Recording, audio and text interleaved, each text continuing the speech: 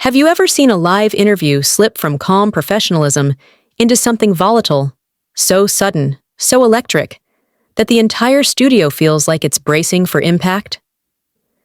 In this video, we dive into a dramatic, cinematic recreation of a heated on-air clash between Prince Harry and Stephen Sackur, where polite conversation dissolves into a ruthless verbal showdown. The lights above the HardTalk studio burn white and merciless, creating long, sharp reflections on the glossy black table between the two men. The room feels colder than it should be, as if the air conditioning has been set to interrogation room uncomfortable. Every sound operator, every camera operator, every producer tucked behind the thick soundproof glass knows tonight will not be routine. Stephen Sackur leans back in his chair, his expression the trademark HardTalk calm that so often precedes the moment he lunges. His eyes track Prince Harry, not with hostility, but with that clinical determination, like a surgeon examining where to begin the first incision. Prince Harry sits rigid, jaw tight, posture trying to communicate control but betraying the restless tension beneath. His fingers tap once against his knee. Not a nervous tick, more like the body's last attempt to disperse pressure. A faint tone in Sackur's earpiece signals the countdown. 5, 4, 3. Camera 1 pushes in. 2. Camera 2 locks onto Harry, the lens tightening on the slight hardening in his stare. 1. The red live indicator flares. Sackur's voice slices clean through the silence, controlled, polished, but edged with something that promises this won't stay polite. Prince Harry, thank you for joining us at a moment when public opinion, global scrutiny, and your own recent statements are colliding in ways few could imagine. Harry inhales, steady but cautious. Thank you for having me. Sackur doesn't waste even a heartbeat. Let's begin with the obvious. You've presented yourself repeatedly as a reformer, of institutions, of systems, of the very monarchy you stepped away from. Yet many observers feel you've become a walking contradiction. You speak of privacy, yet publish memoirs. You criticize the press, yet give interviews on the world's largest platforms.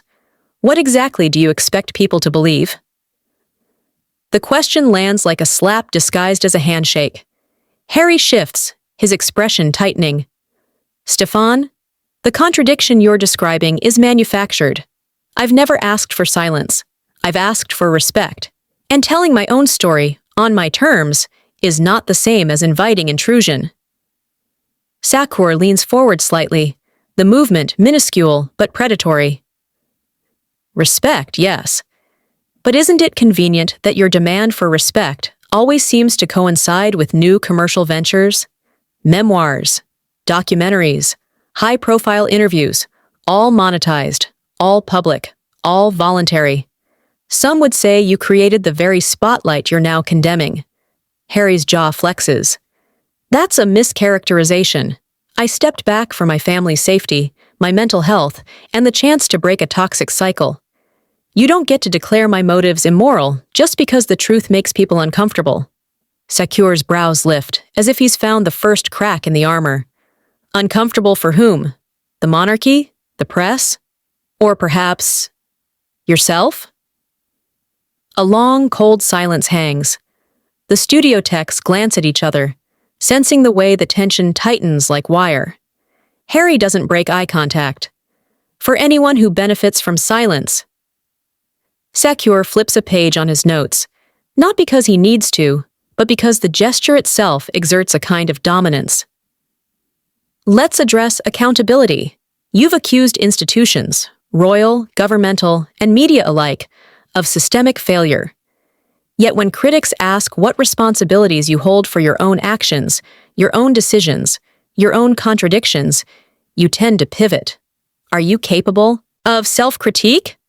Harry's breath leaves in a sharp, barely audible scoff. Stefan, believe me, I've spent years doing nothing but self-critique. Therapy, reflection, disentangling 2 decades of trauma. Sackur interrupts. Clean. Swift. And yet every narrative seems to end with someone else being blamed. A flash of anger breaks through Harry's composure. Not explosive, but enough to reach the cameras. "And how convenient," Harry fires back, "that institutions can hide behind people like you, professional interrogators, who twist genuine pain into spectacle." The sound booth stiffens. Camera 2 operator instinctively zooms tighter. The air feels like static. Sackur doesn't blink.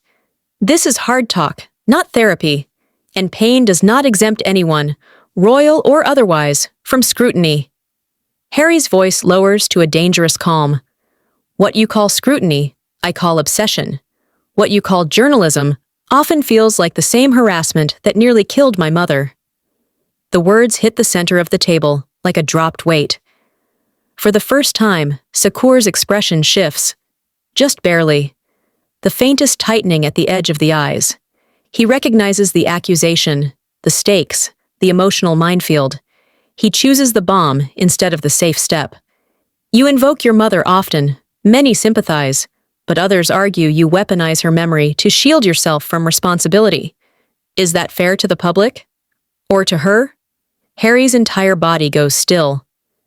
A silence so sharp it feels physical settles into the studio. A producer mouths something that looks suspiciously like, "Oh God!" Harry speaks slowly, deliberately, each word heavy. "Stephen, you don't get to use my mother as a rhetorical tool. Not with me, not ever." Sackur keeps the same posture, same tone, but the air between them is electric now. Two tectonic plates grinding.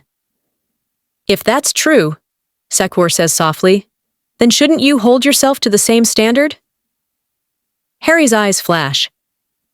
"I honor my mother's legacy by speaking the truth she never got to speak." "And profit from it?" Sackur presses. Harry's hand curls into a fist on his knee. "Don't mistake survival for profit."